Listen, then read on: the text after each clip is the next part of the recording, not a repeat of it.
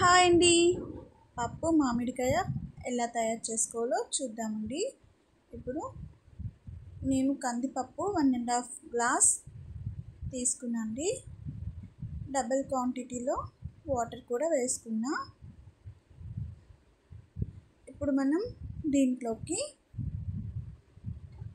2 tomatoes cut చేసి వేసుకున్నా. పెద్దగా ఉన్న ప్రాబ్లం ఏంటి, విజిల్ పెడితే అయిపోతుంది కదండి. ఒక 6 పచ్చిమిర్చి కూడా వేసుకోవాలి. అలాగే ఒక పెద్ద సైజ్ మామిడికాయ ఒకటి తీసుకోవాలి. కొంచెం పసుపు, మనకి సరిపడే పసుపు తీసుకొని కొంచెం ఆయిల్ కూడా వేసుకోవాలండి.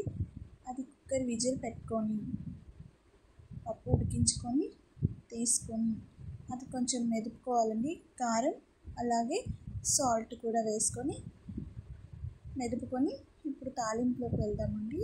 తాలింపు ఎలా చేసుకోవాలంటే సింపుల్గా చేసుకున్నామండి. మనం చాలా టేస్టీగా ఉంటుందండి పప్పు మామిడికాయ అనేది.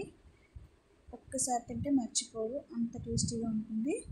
మినపప్పు, శనగపప్పు, ఆవాలు, జీలకర్ర, అలాగే ఒక 3 ఎండుమిర్చి కూడా వేసుకున్నామండి.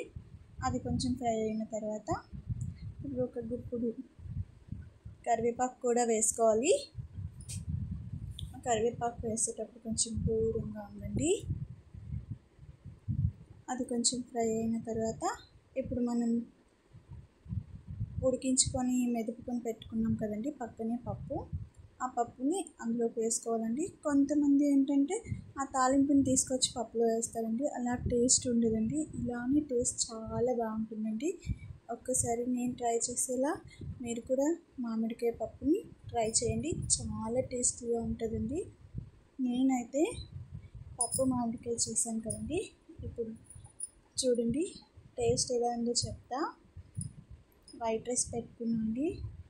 వేడి వైట్ రైస్ వేసుకొని ఆ మామిడికాయ పప్పుని ఒక బౌల్లో వేసుకొని ఇప్పుడు మనం మా చెట్టు మామిడికాయతోనే నేను మామిడికాయ పచ్చడి చేశానండి.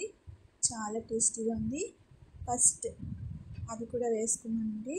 అది వేసుకొని ఫస్ట్ దాంతో ఒక్క ముద్ద తింటే ఉందండి స్వర్గం అండి.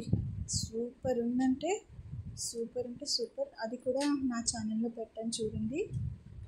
ఆ మామిడికాయ పచ్చడితో ఒక్క ముద్ద తినాక అప్పుడు మనం ఈ పప్పు కూడా అదే పచ్చడిలో వేసుకొని తింటే దాని టేస్ట్ సూపర్ అంటే సూపర్ అండి. తోపు ఉందండి. ఇంకా సూపర్ ఉందండి. ప్లీజ్ అండి సబ్స్క్రైబ్ చేసుకోవచ్చు కదా. బాయ్. నా పప్పు మామిడికాయకి ఒక లైక్ చేయండి, సబ్స్క్రైబ్ చేసుకోండి. బాయ్.